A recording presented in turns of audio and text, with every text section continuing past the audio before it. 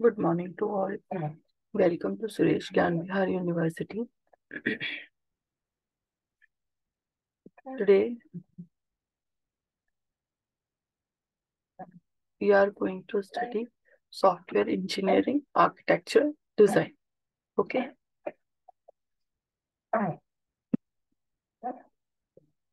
Hope सभी को visible होगा ये। चलिए अब देखते हैं इसमें क्या होता है। सॉफ्टवेयर इंजीनियरिंग के डिजाइन, आर्किटेक्चर, डिजाइन। ठीक है। इसमें क्या होगा? The software needs the architectural design to represent the design of software. Obviously बात है कि किसी भी चीज, चाहे वो सॉफ्टवेयर हो, घर हो, या कोई भी कुछ भी चीज हो, उसका आर्किटेक्चरल डिजाइन अगर बनाया गया है तो वो किस चीज को रिप्रेजेंट करेगा? The design of that thing. Means if the architectural design is of software, then it represents the design of software. Or अगर architectural design is of any house, then it represents the design of that house. Okay. IEEE defines architectural design as the process of defining a collection of hardware and software components and their interfaces to establish the framework to the development of a computer system. ठीक है, यहाँ पर हम लोग system की या software की, computer से रिलेटेड बातें कर रहे हैं, इसलिए कंप्यूटर सिस्टम के रिगार्डिंग ही इसकी डेफिनेशन बनाई गई है। तो IEEE के अकॉर्डिंग आर्किटेक्चरल डिजाइन क्या होगा? The process of defining a collection of hardware and software component. मतलब कोई भी आर्किटेक्चरल डिजाइन के अंदर उसका कंप्लीट हार्डवेयर, सॉफ्टवेयर से रिलेटेड कंपोनेंट्स एंड उनके बीच में क्या इंटरफेस है, क्या कम्युनिकेशन है, क्या कनेक्शन है, इसके बारे में, इस सब को जोड़ के जो फ्रेमवर्क रेडी किया गया है उसको बोला गया है कंप्यूटर आर्किटेक्चर या architectural design. Okay. Then the software that is built for computer-based system can exhibit one on these many architectural styles. ठीक है, each style will describe a system category that consists of,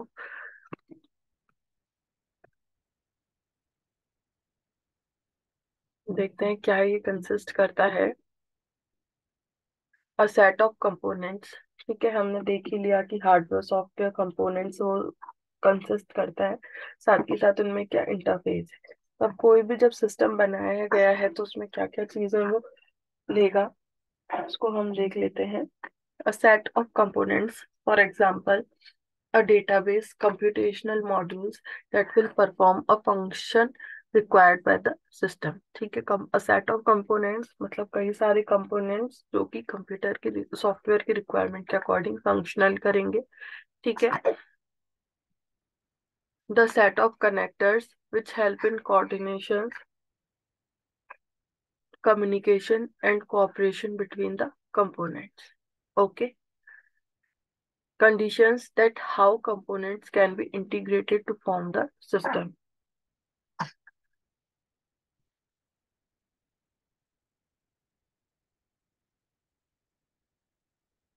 Semantic models that help the designer to understand the overall properties of the system. अब क्या है ये, क्या statement define कर रहे हैं? फर्स्ट के अंदर था कि क्या क्या कंपोनेंट्स की नीड होगी जो कि प्रॉपरली सिस्टम को वर्क कराने के लिए, फंक्शनिंग कराने के लिए रिक्वायर्ड रहेंगे। ठीक है, तो वो कंपोनेंट्स हो गए। सेकंड में है the set of connectors which help in coordination. अब जितने भी कंपोनेंट्स लिए हैं वो भाई एक दूसरे से कनेक्टेड तो होने चाहिए, तो उस कम्युनिकेशन या कनेक्शन को बनाने के लिए सेट ऑफ कनेक्टर्स की रिक्वायरमेंट रहेगी। ठीक है, जिससे क्या होगा, उनके कंपोनेंट्स के बीच में कोऑर्डिनेशन, कम्युनिकेशन एंड कोऑपरेशन रहेगा, तीनों चीजें सेम ही होती हैं। ओके, कोऑर्डिनेट करके चलेंगे, मतलब a+b is equals to c+d - e है इफ सपोज। ठीक है, तो पहले a+b होगा, उसके बाद ही तो आगे का चलेगा, तो इस तरह से कोऑर्डिनेट करना, सिंक करके चलना। ओके, नेक्स्ट है conditions that how components can be integrated to form the system. अब हमने जैसे लास्ट जितने भी कई सारे टॉपिक्स पढ़े उसमें हमने कुछ चीजें पढ़ी है, जैसे कि एक मॉड्यूल वर्ड हमने पढ़ा। मॉड्यूल क्या होता है? एक बड़े से सिस्टम को छोटे छोटे सिस्टम्स में डिवाइड करना। तो जो छोटे छोटे सिस्टम्स होंगे, सॉफ्टवेयर होंगे, उनको मॉड्यूल बोला गया है। ठीक है, तो इसी तरह से जब भी कोई सिस्टम बनाया जाता है तो उसको छोटे छोटे पार्ट्स में डिवाइड किया जाता है, कि पहले उसका डिजाइनिंग पार्ट जैसे सपोज बनाया जाता है, या आर्किटेक्चरल डिजाइन की अभी हम लोग यहाँ बात कर रहे हैं, तो उसको छोटे छोटे पार्ट्स में डिवाइड किया जाता है। इट मीन्स इट इज सब divided into various various parts. ठीक है, फिर जब सारे पार्ट्स प्रॉपरली वर्क करते हैं या पूरे प्रॉपरली डिजाइन कर लिए जाते हैं, तब उनको एक कंबाइंड फॉर्म में ऐड ऑन कर दिया जाता है। तो वो सारी चीजों की भी नीड होती है। ठीक है, सिमेंटिक मॉडल्स। अब सिमेंटिक मॉडल्स भी होते हैं। सिमेंटिक मॉडल क्या होता है? एक तरह से आपका ब्लू चार्ट कह सकते हैं। ठीक है, तो सिमेंटिक मॉडल्स तैयार कर लो, जिसकी हेल्प से डिजाइनर इजीली कोई भी सिस्टम को बना सकता है, क्योंकि उससे इजीली समझ में आ जाती हैं उस सिस्टम की प्रॉपर्टीज। ठीक है, the use of architectural style is to establish a structure for all the components of the system। ठीक है, अब देयर आर वेरियस स्टाइल्स और architectures. Now first is data centred architecture. ठीक है, अब क्या है डेटा सेंटर्ड आर्किटेक्चर, हम पर देख लेते हैं। अब जैसे नाम से हमको पता चल रहा है कि डेटा सेंटर्ड का मतलब क्या हुआ, कि जो कि डेटा पे डिपेंडेंट हो। ठीक है, ठीक है, जिसमें डेटा ही ज्यादा इम्पोर्टेंस रखता है।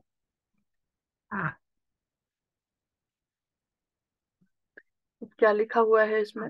A data store will reside at the center of this architecture and is accessed frequently by the other components that update, add, delete or modify the data present within the store। ठीक है, अब इसके अंदर क्या है? वही जैसे कि नाम से समझ में आ रहा है, डेटा सेंट्रिक, तो इसके अंदर डेटा मेन चीज है। डेटा स्टोर में डेटा स्टोर्ड होगा सारा की सारा। ठीक है, जैसे कि हम लोग बात करते हैं कि इन्वेंट्री टाइप से, कि जैसे हम किसी भी स्टोर में जाते हैं, जैसे सपोज हम विशाल गए। ठीक है, तो वहां पे स्टोर ही तो है वो, एक तरह से कि उसका जो अपना डेटाबेस है, या एक तरह से वो कह सकते हैं कि गोडाउन, जहाँ पर सारा वो अपना सामान रखता है। तो डेटा स्टोर क्या हो गया? एक तरह से गोडाउन हो गया, जहाँ पर कि सारा डेटा स्टोर होगा। ओके, तो data store will resides at the centre of the architecture.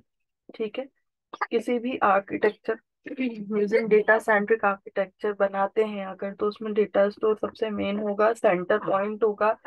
ठीक है, उसके बिना काम नहीं होगा। तो यहाँ पे कोई भी आर्किटेक्चर बनाने के लिए डेटा स्टोर एकदम सेंटर में होगा। ठीक है, जिससे क्या होगा, टाइम टू टाइम उसे अपडेट किया जा सकता है, चेंजेस उसमें अकॉर्डिंग टू रिक्वायरमेंट किए जा सकते हैं, या उसके बेस पर आर्किटेक्चर में चेंजेस किए जा सकते हैं। ठीक है, कंपोनेंट्स को ऐड ऑन किया जा सकता है या चेंज किया जा सकता है। तो ये सारा डिपेंड करता है उस डेटा स्टोर के बेसिस पर। ओके, अब नेक्स्ट है द, जैसे ये डेटा सेंटर्ड आर्किटेक्चर है। ठीक है, तो इसके लिए क्या है एक बार देख लेते हैं। The diagram illustrates a typical data centered style. The client software access a central repository. Variation of this approach are used to transform the repository into a blackboard when data related to client or data of interest for a client change the modifications, sorry, notifications to client software।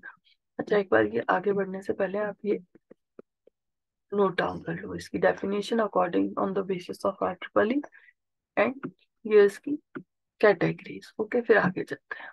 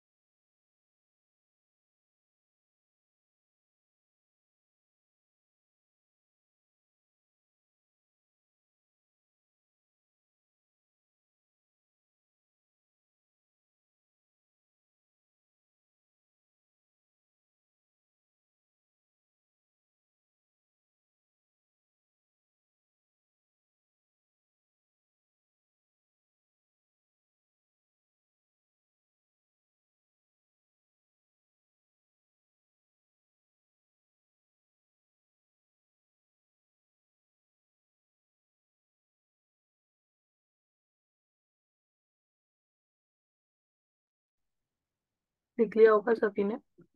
चलो आगे चलते हैं।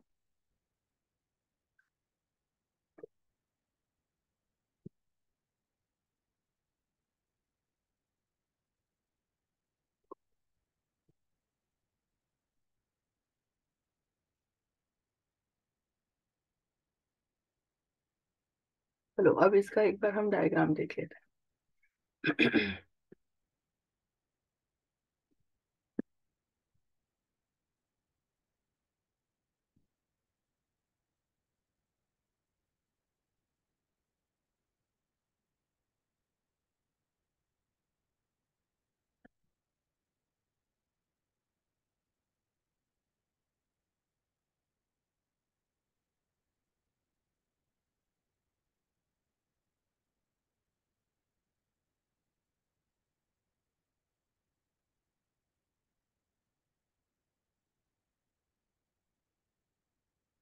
Visible है सभी के लिए diagram?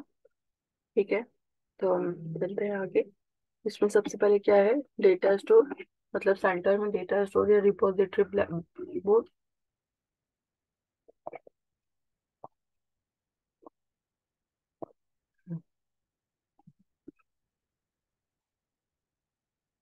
ठीक है, अब इससे क्या क्या चीजें, क्लाइंट सॉफ्टवेयर कनेक्टेड है। ठीक है, कोई वन डायरेक्शनल है, कोई टू डायरेक्शनल है। अब इसका क्या मतलब हुआ, मतलब क्या हो गया, डेटा स्टोर में सारा डेटा कलेक्टेड है, ठीक है, स्टोर्ड है, या उसको रिपोजिटरी ब्लैक बोर्ड भी बोला गया है। ठीक है, कि मतलब यहाँ से डिपॉजिट किया जाएगा, जा सकता है कोई भी डेटा को। अब इससे क्लाइंट सॉफ्टवेयर कनेक्टेड है। तो ये हो गया डेटा सेंटर, मतलब कि सारे की सारे इसके ऊपर डेटा स्टोर पर डिपेंडेंट है, इसलिए इसे सेंट्रिक बोला गया है। ओके, तो अब इसलिए क्या हो गया, the client software access a central repository. Variation of this approach are used to transform the repository into a blackboard, and when data related to client or data of interest for the client, change the notifications to client software। ठीक है,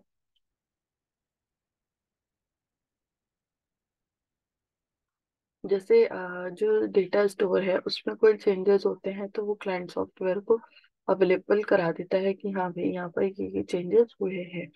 ठीक है, साथ ही साथ इसमें क्या होता है कि डेटा उसमें स्टोर्ड है। ठीक है, डेटा स्टोर के अंदर अब जो भी जिस भी क्लाइंट सॉफ्टवेयर को उसकी नीड होगी तो वो वहां से उसको रिट्रीव कर ले।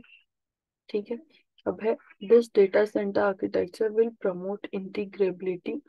This means that the existing components can be changed and new client components can be added to the architecture without the permission or consent of other clients। ठीक है, अब क्लाइंट सॉफ्टवेयर जो है वो डायरेक्ट उससे connected है, तो उसको अदर क्लाइंट्स की परमिशन लेने की नीड ही नहीं है, क्योंकि वो डेटा सॉफ्टवेयर है, मतलब डेटा सेंट्रिक है। ठीक है,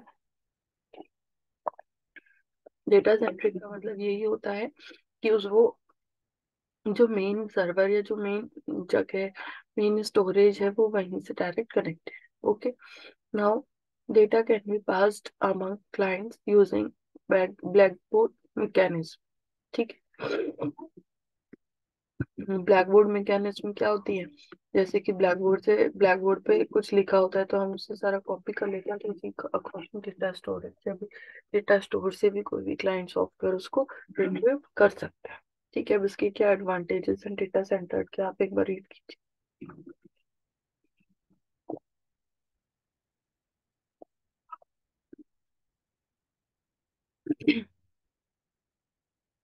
डेटा सेंटर्ड आर्किटेक्चर के अंदर क्या हो गया, repository of data is independent of clients, client work independent of each other. It may be simple to add additional lines, and modification can be very easy। सबसे पहले है रिपोजिटरी और data is independent of clients.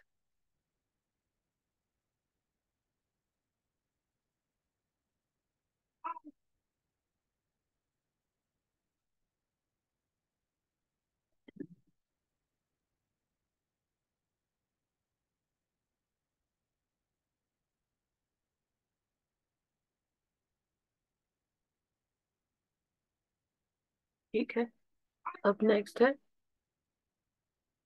Client work independent of each other. अब client work independent of each other, ये तो समझ में आ ही रहा है क्योंकि सारे क्लाइंट सॉफ्टवेयर जो है वो अपने आप डायरेक्ट डेटा स्टोर से कनेक्टेड है। अब डेटा स्टोर में जो भी अपडेट्स हो रहे हैं, नोटिफिकेशंस हो रहे हैं, वो क्लाइंट सॉफ्टवेयर को नोटिफाई कर देता है। तो क्लाइंट जो है वो वर्क जब उस पर करते हैं तो इंडिपेंडेंटली वर्क करते हैं, मतलब कि क्लाइंट दूसरे क्लाइंट पर कोई भी डिपेंडेंसी शो नहीं करता। ठीक है। फिर उसके बाद it may be simple to add additional client. अब जब इसमें कोई भी किसी पे भी डिपेंडेंसी नहीं है तो जो डेटा स्टोर है वो किसी भी न्यू क्लाइंट को ऐड ऑन कर सकता है। Modifications can be very easy. ठीक है। चलिए अब आगे चलते हैं। एक बार आप बाद में कर लीजिएगा पहले। अब नेक्स्ट है इसका data flow architecture. Data flow architecture के अंदर क्या है? This kind of architecture is used when input data to be transformed into output data. ठीक है। Input data to be transformed into output data through a series of computational manipulative components.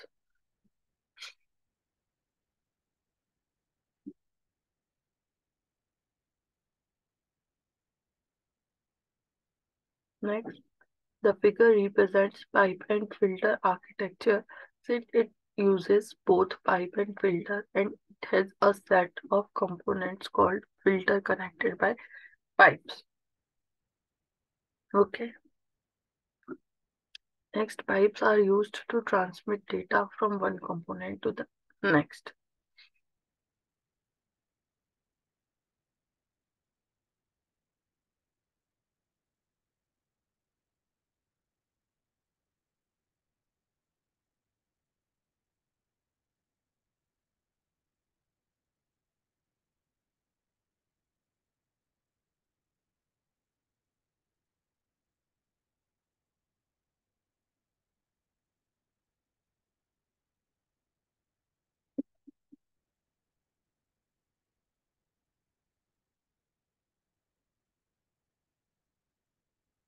आ रही है आवाज सभी को? This kind of architecture is, ये तो first तो हो ही गया था। सेकंड क्या था? The figure represents. अब इसके अंदर क्या चीजें होती है? दो चीजें आती है, pipe and filter architecture. Pipe and filter architecture, pipe filter architecture में क्या होता है? पाइप लाइनिंग होती है। तो इसके अंदर क्या होता है कि जैसे इसमें कई सारे स्टेटमेंट्स या कई सारे सॉफ्टवेयर में कई सारे स्टेप्स को फॉलो करना होता है डिजाइनिंग फेज के अंदर भी, कि वन स्टेप किया, फिर टू स्टेप किया, थ्री स्टेप किया। तब इसमें क्या होता है कि लाइक जैसे फर्स्ट स्टेप का जो आउटपुट है वो टू में यूज होगा, टू का थ्री में, थ्री का सेकेंड, फोर्थ में। तो ये पाइपलाइनिंग के थ्रू थोड़ा इजी प्रोसेस कर दिया जाता है, स्पीड अप कर दिया जाता है। किस तरह से? जैसे सपोज ए प्लस बी करना है और ए प्लस बी का जो आउटपुट है, लेट्स सपोज सी, वो डी प्लस ई के अंदर नहीं, डी प्लस ई के अंदर नहीं, मतलब इस तरह से होगा कि A plus B is equals to C, और दूसरा स्टेप है हमारे पास C plus D minus E. ठीक है। तो सी प्लस डी के लिए हमें पहले सी का वो ए प्लस बी का आउटपुट आना चाहिए। ठीक है। तो ये पाइपलाइनिंग के थ्रू वैसे करेंगे तो ज्यादा टाइम कंज्यूमिंग होगा, तो पाइपलाइनिंग के थ्रू इसमें करना स्टार्ट कर देते हैं। किस तरह से करेंगे? जैसे ए प्लस बी का स्टेप चालू कर दिया, साथ ही साथ सेकंड स्टेप भी इसमें इनपुट दे दिया, और जैसे ही फर्स्ट स्टेप का आउटपुट आया उसको सेकंड स्टेप के अंदर यूज में ले लिया। तो ये हो गई आपकी पाइपलाइनिंग। ठीक है, मतलब पैरेलली दोनों स्टेप चलना इज कॉल्ड पाइपलाइनिंग। ओके। इस तरह से इसमें वर्किंग होगी। नेक्स्ट है pipes are use to transmit data from one component to the next. Okay. फिर each filter will work independently and is designed to take data input of a certain form and produces data output to the next filter of a specified form. The filter don't require any knowledge of the working of neighbor filters। ठीक है, इसमें इनको जो filters होते हैं उनको किसी दूसरे फिल्टर से कोई मतलब नहीं है, वो अपने लेवल पे अपना काम करते रहते हैं। If the data flow degenerates into a single line of transforms, then it is termed as batch sequential. This structure accepts the batch of data and then applies a series of sequential components to transform it.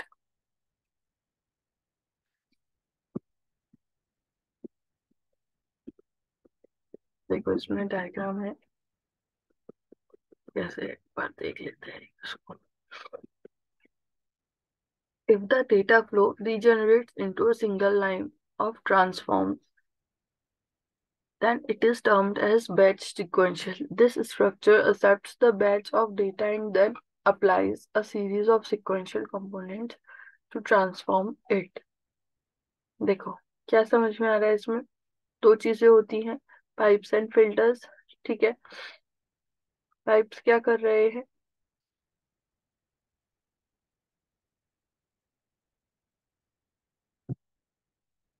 Filters को transform कर रहे हैं. ठीक है, यहाँ से ये singular input आ रहा था जो कि आगे 3-4 पार्ट्स में डिवाइड हो गया. ठीक है, 3 पार्ट्स में डिवाइड हो गया.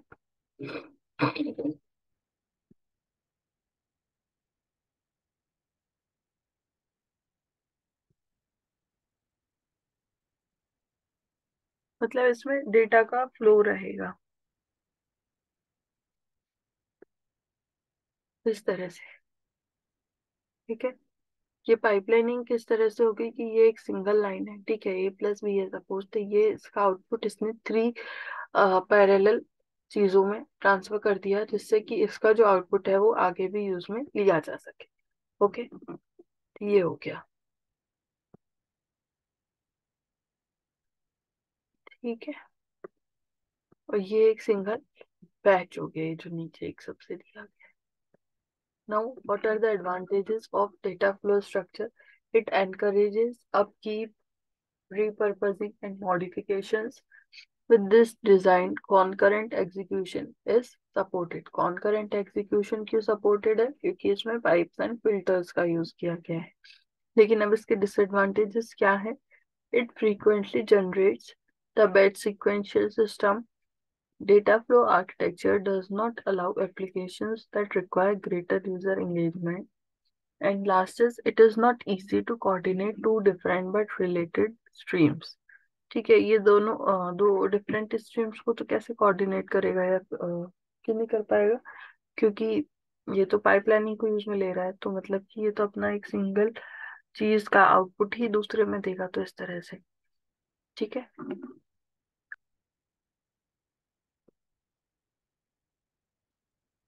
अब चाहे तो इसको एक बार रिकॉर्ड नोट कर लीजिए. What is data flow architecture and its advantages and disadvantages.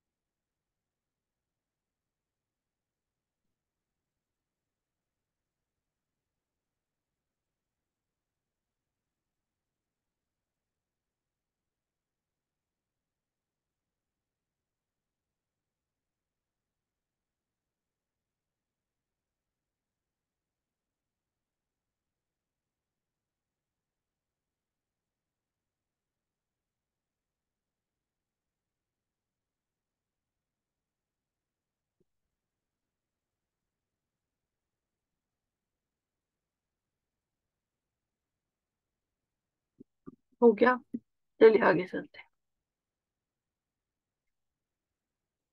Next है कॉल एंड रिटर्न आर्किटेक्चर.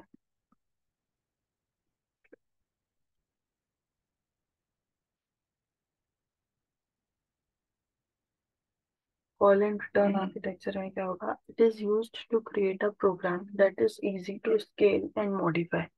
ठीक है, that is easy to scale. Scale मतलब कि उसको और बढ़ा सकें, जो कि इजीली. ठीक है, जिसमें इजीली स्टेप्स को बढ़ा सकें या कंपोनेंट्स को बढ़ा सकें. मैनी सब styles exist with in this category.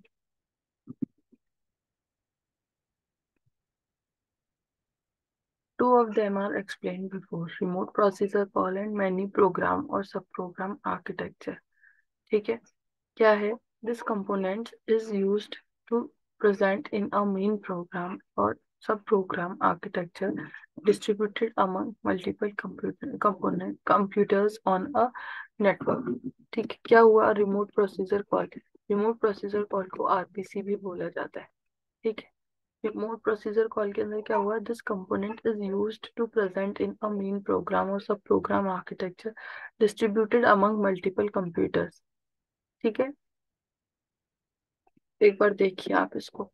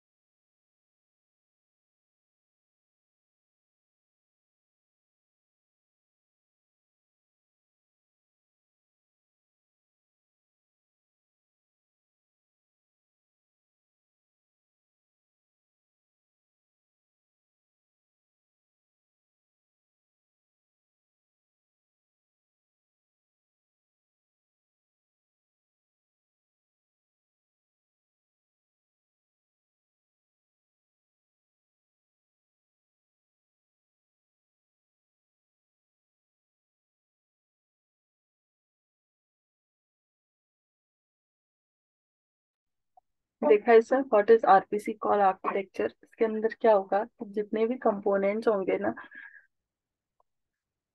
वो मेन प्रोग्राम या सब प्रोग्राम आर्किटेक्चर के अंदर होंगे। ठीक है, जैसे क्या हो गया मेन प्रोग्राम, जैसे ये डायग्राम है इसका। मेन प्रोग्राम, तो कंट्रोलर सब प्रोग्राम, देन एप्लीकेशन सब प्रोग्राम। ठीक है, मेन प्रोग्राम को किस तरह से डिवाइड किया गया है? उसके सब प्रोग्राम्स बनाए गए हैं different different. Main program, then controller program, control करने वाला, फिर उसको और छोटे पार्ट्स में डिवाइड किया गया है, दे आर एप्लीकेशन सब प्रोग्राम। ठीक है,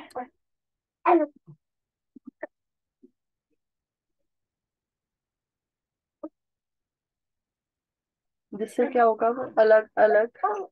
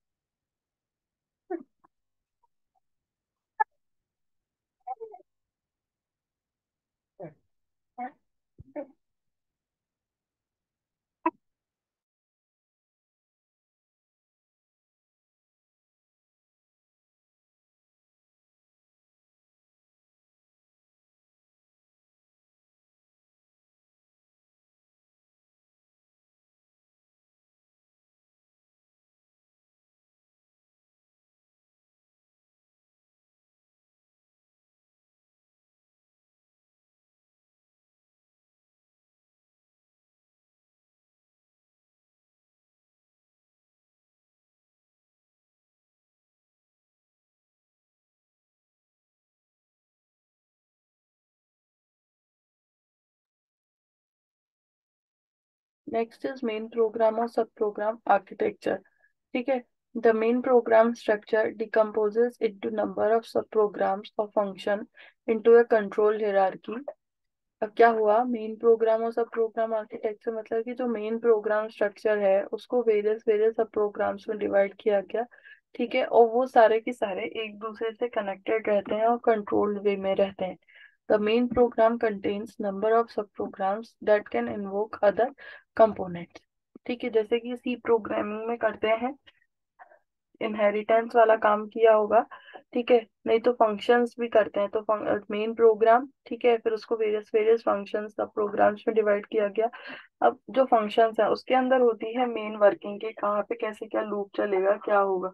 तो फंक्शन हो गया आपका सब प्रोग्राम, और फिर उसके अंदर जो और कंपोनेंट्स आए उनको बोला गया एप्लीकेशन सब प्रोग्राम। ठीक है, इस तरह से हो गया ये आपका call and return architecture. Next is object oriented architecture. Object oriented architecture के अंदर the components of a system encapsulate data and the operations that must be applied to manipulate the data। ठीक है, encapsulate का मतलब क्या होता है, जैसे कि एक के अंदर ही एक ब्लॉक के अंदर या एक सॉफ्टवेयर के अंदर ही डेटा भी आएंगे, और उस डेटा के ऊपर जितने भी ऑपरेशंस वर्क करने हैं, जितने भी ऑपरेशंस लगाने हैं, वो किए जा सकते हैं। ठीक है, जिससे क्या होगा, उस डेटा को मैनिपुलेट किया जा सकता है। ठीक है, the coordination and communication between the components are established by the message passing. Message passing के थ्रू उन कंपोनेंट्स के बीच में कोऑर्डिनेट और कम्युनिकेट किया जा सकता है। अब what are the characteristics of object oriented architecture. Object protect the systems integrity and object is unaware of the depiction of other items. ठीक है, क्या मतलब हुआ, object protect the systems integrity. अब जैसे ऑब्जेक्ट के थ्रू उसको कॉल किया जाएगा ना, तो सिस्टम की इंटीग्रिटी, इंटीग्रिटी मतलब कि उसके अंदर क्या है क्या नहीं है, वो हिडन रहती हैं, वो किसी को जल्दी से पता नहीं चलता है कि उस सिस्टम के अंदर क्या वर्किंग हो रही है, किस तरह से हो रही है। इंटीग्रेट करके रखता है वो इसे, ठीक है, कंबाइन करके रखता है, इस तरह से होता है। फिर उसके बाद है advantage of object oriented architecture. It enables the designer.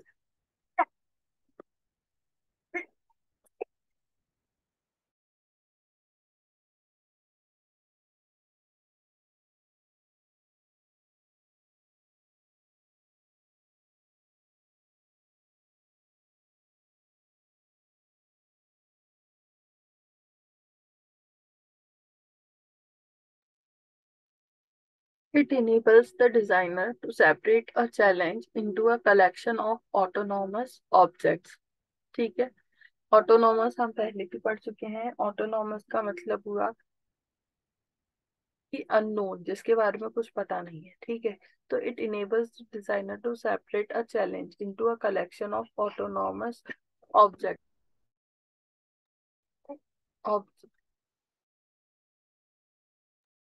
तो इसके अंदर जितने भी ऑटोनॉमस ऑब्जेक्ट्स हैं उनको दूर करने के लिए हेल्पफुल रहता है कि, और जो अननोन ऑब्जेक्ट्स हैं उनका कोई कलेक्शन तो नहीं आ रहा कहीं इसमें।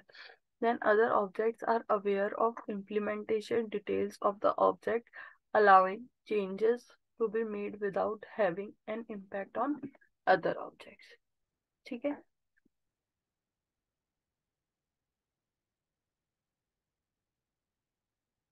Next is layered architecture. अब लेयर्ड आर्किटेक्चर के अंदर क्या है, this is our last architecture of architectural design of software engineering. तो लेयर्ड आर्किटेक्चर में क्या होगा, a number of layers, different different layers are defined with each layer performing a well defined set of operations. ठीक है, इसमें various various layers होंगी जो कि डिफरेंट डिफरेंट काम करेंगी। ठीक है, each layer will do some operations that becomes closer to machine instruction set progressively. और जैसे कि इसके अंदर क्या है, सबसे ये ट्रायंगुलर टाइप स्ट्रक्चर होता है लेयर्ड में भी। तो सबसे नीचे क्या होगा, सर्वर, सर्वर के बाद इंफ्रास्ट्रक्चर, देन प्लेटफॉर्म, देन